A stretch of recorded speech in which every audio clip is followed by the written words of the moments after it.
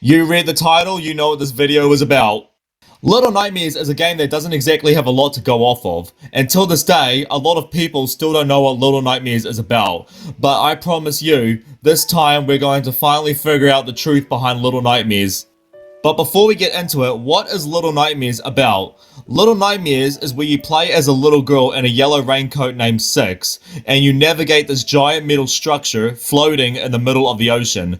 This giant metal structure is called the Moor. As you navigate the Moor, you come across several different types of monsters and enemies, and different types of traps. In this place, your main objective is to escape the Moor, that's it.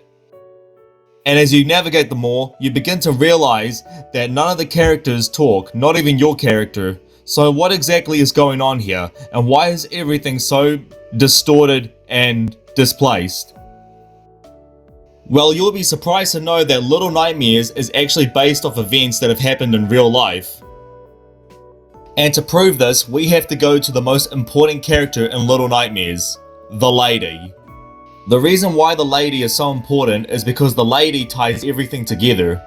When you look at the lady, you can clearly tell that she's a geisha. Now, what is a geisha? A geisha is a Japanese woman who performs several different types of various traditional Japanese styles, such as entertainment, art, and music. That's what a geisha is. Now, you're probably wondering, why would a geisha be the final boss of a video game?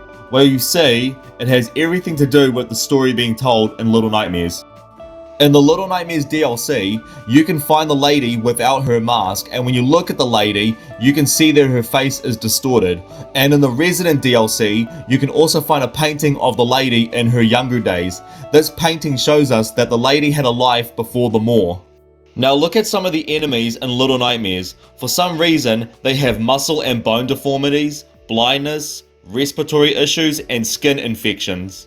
These are some of the side effects of nuclear radiation, and if these are actually some of the side effects of nuclear radiation, then that means that there was a nuclear disaster.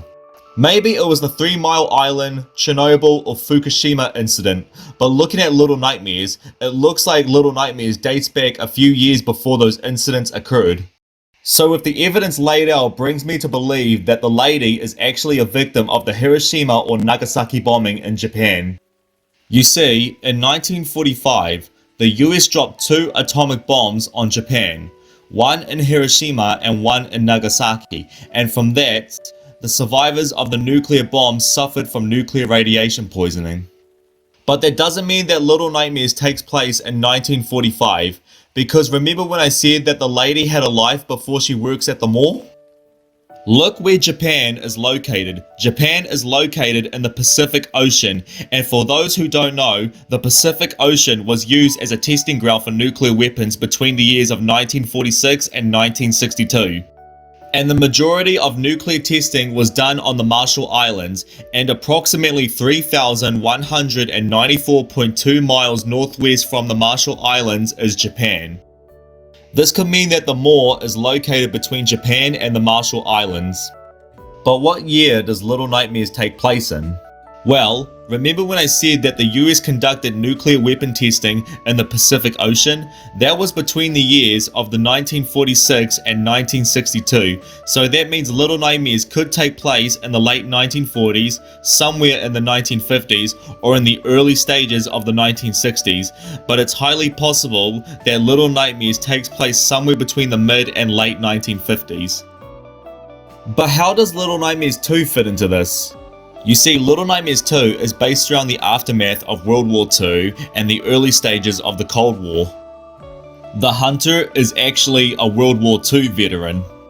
The school is actually an orphanage because in World War II, a lot of kids lost their parents during the war, and because of that, the orphanages were overcrowded. The mannequins at the hospital are supposed to represent the World War II veterans that survived the war but were severely injured. And the viewers represent how people wanted to gather more information about the Cold War, because back in those days, people didn't have the internet, they had to rely on books, newspapers, and TV. But back in those days, a lot of stuff on TV was Cold War propaganda. So that leaves us with one more question. How does Little Nightmares 3 tie into all this? And where will Little Nightmares 3 take place? Well, you see, Little Nightmares 1 seems to take place in Japan, and if you go all the way east from Japan, you'll visit the United States of America, specifically a state in America called Oregon. And look at the forest in Oregon. The forests in Oregon look very similar to the forest in Little Nightmares 2. So that means that Little Nightmares 2 takes place in Oregon, and if you go north from Oregon, you'll visit Washington DC, the capital of America. And if you keep moving east from America, you'll either visit Western Europe or Africa, and from the gameplay footage and trailers, it looks like Little Nightmares 3 will take place in an African country. And from the look of Little Nightmares 3, I strongly believe that this game will take place in Egypt. Also, look at Lo. Lo is clearly of African descent. I don't know which country Lo is from, but I do know that Lo is from an African country. And if I'm right about this, then Little Nightmares 4 might take place somewhere in the Middle East. And with that being said, thanks for watching. Please hit that like button and subscribe.